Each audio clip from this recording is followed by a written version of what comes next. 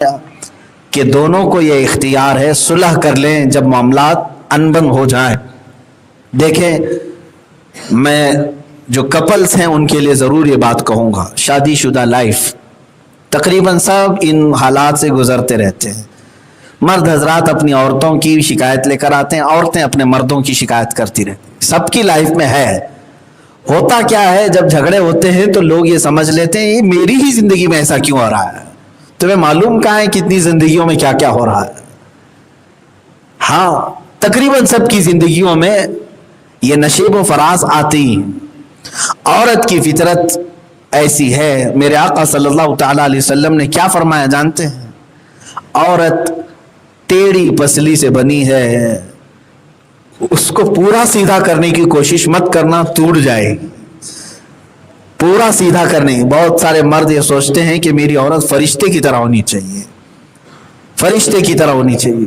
ایسا بھی تو نہیں ہوگا، وہ بھی عورت ہے، انسان ہے، اس کی بعض خطاؤں پر تم پردہ پوشی کرو، درگزر۔ بہت اعلیٰ درجے کے اگر گناہ کر رہی ہے، جیسے حرام اور کفر تک جانے کے مطلب تمہیں سختی کرنا حق بنتا ہے، لیکن صرف دال میں نمک کم تھا، چٹنی زیادہ ہو گئی، فلاں معاملات، روٹی آج نہیں بنی، ان معاملات میں گھر گرہستی کو ختم نہیں کیا جاتا۔ اب تو حالات ایسے ہوئے کہ اخبار میں ہم نے یہ بھی تک پڑھا، ترکی میں ابھی ایک نیوز آئی تھی، عورت اپنے شوہر سے طلاق لے رہی ہے مقدمہ کر کے۔ کس بات پر جانتے ہیں؟ جج کے پاس وہ کہتی ہے کہ میرا مرد جو ہے ہاتھ سے کھانا کھاتا ہے، چمچ سے نہیں کھاتا۔ ان کے رواج ہے چمچ سے کھانے کا، عورت کہتی ہے بچپن سے ہم چمچ سے کھائیں، یہ چمچ سے نہیں کھاتا اس لیے میں طلاق لینا چاہتی ہوں۔ تو طلاق، چمچ والی طلاق، یہ اس طرح کی بھی معاملات بہت سارے گھروں میں ہیں۔ بات شروع ہوتی ہے بہت چھوٹے بات سے اور اس کو لمبی دور تک لے جاتے ہیں شیطان، یا ہر ایک شادی شدہ زندگی کے ساتھ کرتا ہے۔ تمہیں کیا کرنا چاہیے؟ کیا کرنا چاہیے؟ جب کسی کی عورت زیادہ بولنے والی ہو تو تم یہ سوچتے ہو کہ میں خاموش بیٹھ کر کے ہار کیوں جاؤں، جواب پہ جواب دوں، اس کو شکست دے کر کے رہوں گا۔ اور جب زیادہ نہیں بن پاتی ہے تو گردن پکڑو، ایک دو تماچے لگا اور اس کو ادھر ادھر مارو، یہی تو ہوتا ہے۔ وہ بولتی جا رہی ہے، عورت یہ سوچتی ہے کہ کیا میں پڑھی لکھی نہیں ہوں، کیا میں جاہل ہوں، تیرے ہر جواب دے سکتی ہوں۔ وہ بھی جواب دینا چاہتی ہے۔ میرے عزیزو، تمہیں معلوم نہیں یہ گھر ہے، جنگ کا میدان تھوڑی نہ ہے۔ دونوں لوگ نکاح کیے ہیں، نہ کہ جہاد کا کانٹریکٹ کیے ہیں، ایک دوسرے اٹھا کر کے۔ ہاں، ان حالات میں دونوں کو ہی کہا گیا ہے، دو میں سے کوئی ایک عقل والا ہو تو اعوذ باللہ من الشیطان الرجیم کثرت سے پڑھنا شروع کرے اور وہاں سے ہٹ جائے، تھوڑی دیر کے لیے ہٹ جائے۔ پھر اللہ رب العزت کی بارگاہ میں تم نے کہا ہے اعوذ باللہ من الشیطان الرجیم، کیونکہ یہ تمہیں شیطان لڑا رہا تھا، تم نے اللہ کی بارگاہ میں کہہ دیا اے اللہ میں تیری پناہ مانگتا ہوں یہ شیطان مردود سے، اب اس کے بعد نبھانا پھر اللہ کی ذمہ ہے، تم ہٹ جاؤ وہاں سے۔ مجھے شاید اس سے قبل ایک بات میں نے عرض کیا تھا، ایک حکیم صاحب نے علاج بھی فرمایا تھا، بہت اچھی بات تھی، کہ ایک صاحب روز لڑتے تھے، گھر سے جاتے ڈیوٹی کر کے، اور اندر جو میم صاحبہ تھیں ان کی زبان کینچی سے بھی زیادہ تیز تھی، چلتی تو اتنی چلتی۔ ظاہر سی بات ہے نصیحت کتنی بھی ہم کریں، لوگ یہ سوچتے ہیں سب ہاں یہ نصیحت ہی ہے سب، پھر بھی ہمارا گھر نہیں چلتا ہے۔ وہ حکیم صاحب ہے، انہوں نے بتایا ہے، ہمارے پاس ایک صاحب آئے، کلائنٹ تھے، کہا روز جھگڑے ہوتے ہیں۔ اس حکیم صاحب نے کہا میرے پاس اس کی دوا ہے، جھگڑے نہ ہو، وظیفہ نہیں، گولی ہے، دوا ہے۔ اس کی قیمت بھی بتائی، تقریباً 8-10 ہزار روپے کی یہ دوا ہے، 1 مہینے کا کورس ہے، کرو گے تو یہ سب ختم ہو جائے، یہ نفسیاتی علاج ہے۔ تو یہ دوا حکیم صاحب نے جب اس کو ایکسپلین کیا تو یہ صاحب بڑے پریشان تھے، انہوں نے کہا 10,000 کیا حضرت 50 بھی لے لو، ختم تو کرو، کوئی جو دوا ہے وہ دے تو۔ کہا ٹھیک ہے کل آؤ، میں دوا بنا کر کے رکھتا ہوں۔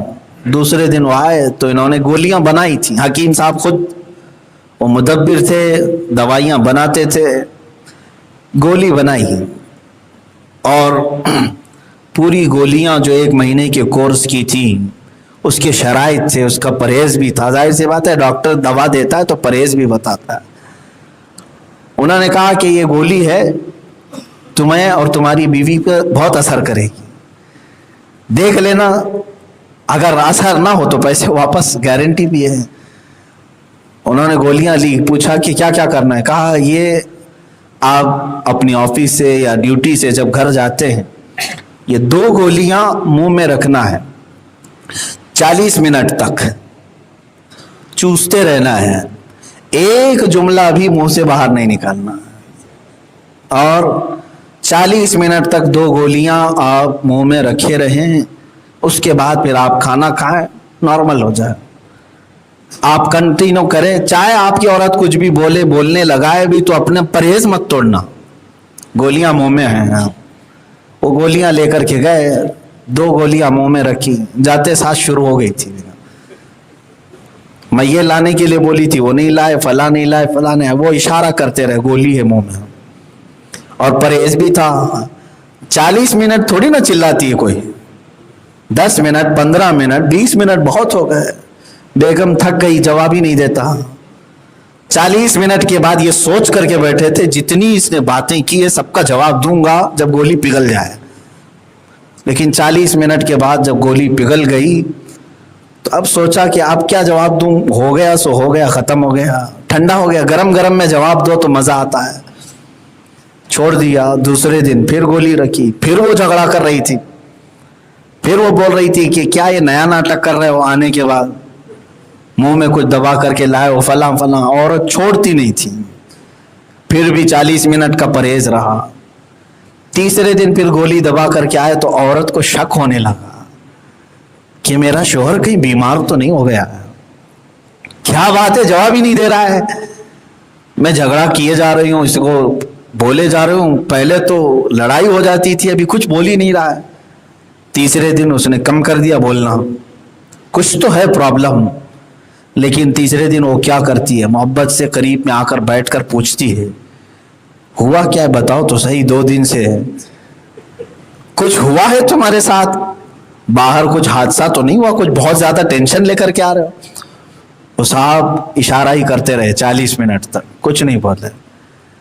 वो खातून चौथे दिन पूरा दिन भर टेंशन में रही कि मेरे शोहर को कुछ हुआ है। मेरे अजीजों, ये औरतें जो झगड़ती हैं ना, वो सिर्फ जुबानी झगड़ती हैं, दिल में उनके भी मोहब्बत होती है, वो अपने शोहरों से मोहब्बत रखती है। ये अल्लाह ताला ने उनको बांध रखा है मोहब्बतों में। 4 दिन हुए, वो परेशान हो गई। 5वें दिन जो है, अब वो झिझोड़ करके कहने लगी, रोने लगी आकर के कदमों में बैठ करके, बता तो सही, तेरा इस तरह खामोश रहना घर को सुना सुना कर दिया है, कुछ अच्छा नहीं लग रहा है, चलो चलते हैं किसी के पास, दिखा लाते हैं। तो फिर उस शोहर ने कहा कि दवा असर तो कर रही है। 5वें दिन शोहर ने कहा कि चल मैं तुझे डॉक्टर के पास लेके चलता हूँ, हकीम के पास, मेरी भी जो बीमारी है वो भी दिखा लेते हैं, तेरा भी दिखा लेते हैं। उसी हकीम के पास लाए। औरत पहुंचते ही हकीम साहब से कहने लगी कि मेरे शोहर को कुछ हो गया, देख लीजिए आप, 5 दिन से बात ही नहीं कर रहा है, और पता नहीं मुंह में कुछ रखता है 40-40 मिनट तक, और फिर सुस्त हो जाता है, सो जाता है। तो हकीम साहब इससे पूछने लगे, 5 ही दिन में असर करने लगी, महीने भर की दवा है, अभी पूरा करोगे या यहीं पर स्किप करना है? तो उसने पूछा कि हकीम साहब ये कौन सी दवा थी? तो हकीम साहब ने कहा कुछ भी नहीं था, गेहूं के आटे में शक्कर डाल करके मैंने बना के दे दिया था, वो आटे की गोलियां थी, बस तू चूसता रहे, बाकी कोई चीज नहीं थी। जो कुछ भी बीमारी थी तेरी वो सिर्फ जुबान पे थी, उस पर मैंने ताला लगाया, सारी बीमारियां खत्म हो गई। कोई एक तो शुरू करे खामोश होने का।